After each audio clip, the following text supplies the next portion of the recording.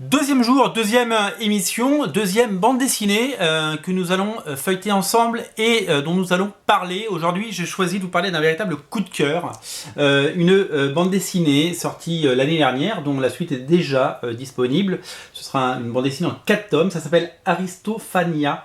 J'aime le nom, j'aime la couverture. Et c'est ce qui m'a fait acheter cette bande dessinée, au-delà du nom du scénariste que je connais, Xavier d'Horizon, puisque c'est vraiment une figure très connue du monde de la bande dessinée, artiste scénariste très productif et qui souvent associé à tout ce qu'il faut de qualité pour qu'une bande dessinée soit bonne. J'aime ces beaux albums comme ça, c'est publié chez Dargaud, ça présente très bien. Quand on voit ça sur une pile, quand on arrive dans une librairie, eh bien ça donne envie de l'acheter, ça donne envie de le prendre dans les mains et ça donne envie de, bien entendu, feuilleter les pages. Quand on ouvre les pages, on se rend compte que la couverture n'était pas juste là pour attirer notre regard, puisque les intérieurs sont absolument merveilleux. Merveilleux, et du coup, je me suis un petit peu renseigné sur ce dessinateur incroyable qui s'appelle Joël Parnotte.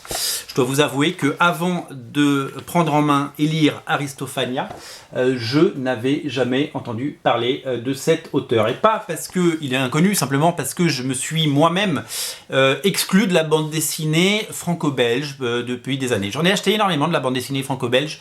D'abord, j'ai été bercé à la BD franco-belge, évidemment, avec les grands classiques, Astérix et compagnie. Et puis, je me suis éloigné parce que je me suis spécialisé, comme vous le savez, dans les comics.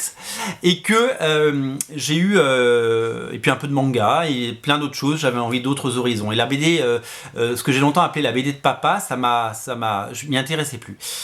Pendant longtemps, j'ai acheté de la BD au début des années 2000 quand j'ai commencé à travailler parce que j'avais des revenus et parce que toutes les semaines j'allais m'acheter des BD et j'en ai acheté. Et puis j'avais un petit appartement à Paris, il y en avait sur tous les murs, dans les couloirs, partout. Quand je dis petit, c'est petit, hein. Le couloir, c'était pas un couloir, c'était genre, vous savez, les trucs en étoile qui desserrent les pièces, quoi. J'arrivais à mettre des étagères là-dedans, il y en avait partout. Et donc du coup, j'ai acheté et lu de la BD à l'excès. C'est-à-dire que toutes les semaines, j'allais dépenser 50, 60, 100 euros en BD. J'avais pas d'enfants, j'étais célibataire. Voilà, maintenant on achète moins de BD. Et donc du coup, j'ai acheté beaucoup de choses. Et comme j'ai acheté beaucoup de choses, j'ai acheté beaucoup de bonnes choses et j'ai voulu essayer des choses peut-être moins bonnes. Et donc du coup, ça m'a un petit peu dégoûté. Et puis à un moment, comme j'ai déménagé, je me suis séparé de pas mal de BD. Et puis je me suis encore plus spécialisé dans le comics. Et donc du coup, je me suis un petit peu éloigné de tout ça. Donc c'est ma faute si je ne connais pas ce magnifique dessinateur qui est Joël Parnotte. Et donc je me suis renseigné. Et en fait, ces deux auteurs ont déjà travaillé ensemble sur une bande dessinée qui s'appelle Le Maître d'Armes. Et donc du coup, j'ai pris Le Maître d'Armes et on en parlera lors d'une autre émission du Maître d'Armes. C'est un one-shot et c'est l'avantage, c'est qu'il y a un début, un milieu, une fin et que Le Maître d'Armes, c'est cool. Ça, c'est en 4 parties, Aristophania. Alors, le scénariste, on en a parlé, Xavier d'Horizon, il est très connu parce qu'il fait la série à succès également chez Dargaud qui s'appelle Undertaker. Undertaker, c'est vraiment un grand classique. On en reparlera également à l'occasion certainement d'une autre émission plus tard. Du coup, pour flatter le vieux lecteur collectionneur qui aime les beaux livres, moi j'aime bien ce genre de BD. Donc je continue, vous voyez, je creuse. J'ai découvert ces auteurs, enfin je connaissais déjà le scénariste, mais j'ai découvert le dessinateur grâce à Aristophania et je suis allé chercher autre chose derrière pour assouvir ma soif de beaux livres. Donc Aristophania, c'est prévu en 4 parties. Le tome 2 est déjà sorti.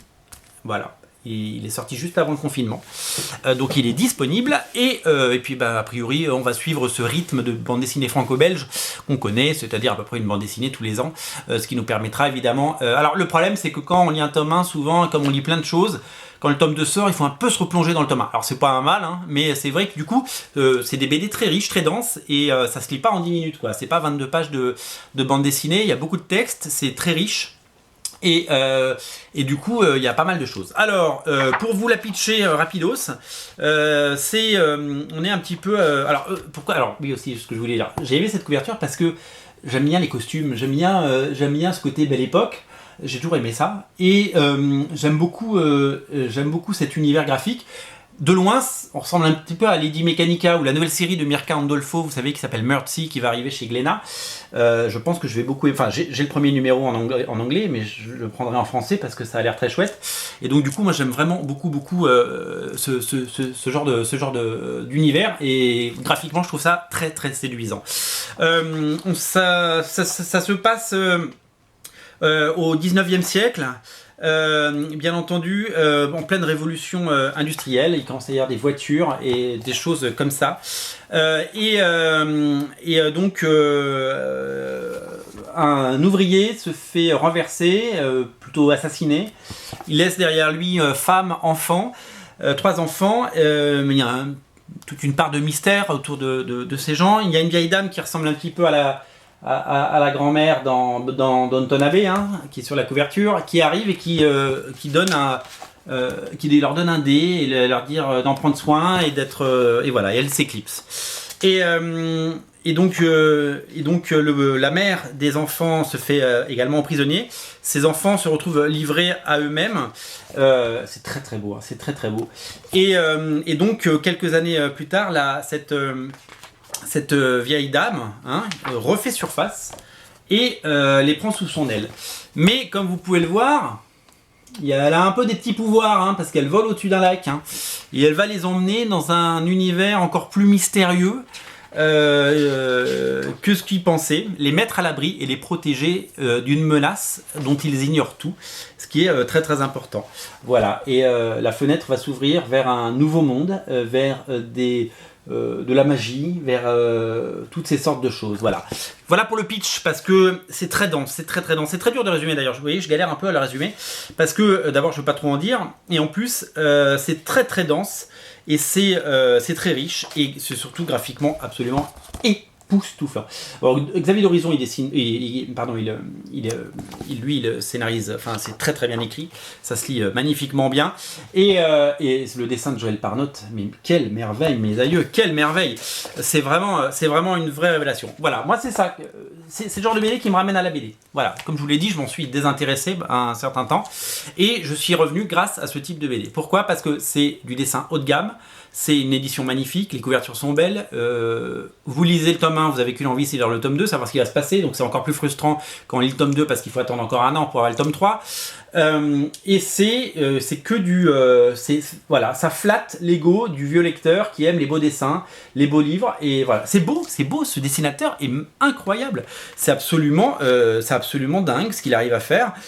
Souvent on dit que les dessinateurs, quand ils ont la pression de dessiner une BD par an, ils font en sorte que leurs traits aillent beaucoup plus vite et qu'on a des traits beaucoup moins poussés, mais là il n'en est rien. Enfin, je veux dire, on est vraiment sur un niveau de dessin absolument exceptionnel. Il sait tout dessiner, tout est beau, tout est magnifique. Je vais pas trop vous en montrer pour pas trop vous spoiler. J'enlève le bandeau d'ailleurs. Tiens, je garde pas le bandeau. On décide, on enlève le bandeau. Voilà, je l'avais gardé jusqu'à présent. Voilà, c'est très beau, c'est très chouette, c'est un bel univers. L'histoire est passionnante, ça se dévore, et voilà, déjà 2 tomes dans cette saga qui en comptera 4. Et un sans faute, et vraiment des lectures de qualité, voilà. Donc c'est mon coup de cœur de la journée. J'avais envie de vous parler de ce titre depuis longtemps, et donc ce nouveau format permet de le faire. Cette BD est évidemment disponible sur originalcomics.fr, vous vous en doutez, puisque nous avons décidé de vous proposer, pour le moment, pour commencer, parce qu'évidemment on va pas commander tout le catalogue de BD chez tous les éditeurs, on va simplement vous proposer nos coups de cœur, et si ça vous plaît, on en rajoutera. Si on fait une émission par jour, et bien au bout d'un an, il y aura 300 références de bonnes BD à lire sur originalcomics.fr, parce que la BD n'a pas de frontières, vous le savez. On aime les mangas, on aime les BD, les comics. Vous êtes très nombreux à lire des comics, et parmi vous, il y a certainement des gens qui lisent des bonnes BD. Voilà, Aristophania, c'est disponible sur originalcomics.fr. Il y a 2 tomes pour le moment, je vous invite à craquer. C'est vraiment de la qualité à l'état pur, et c'est vraiment que du bonheur. C'est disponible là dans le lien dans le descriptif de la vidéo sur originalcomics.fr. Salut!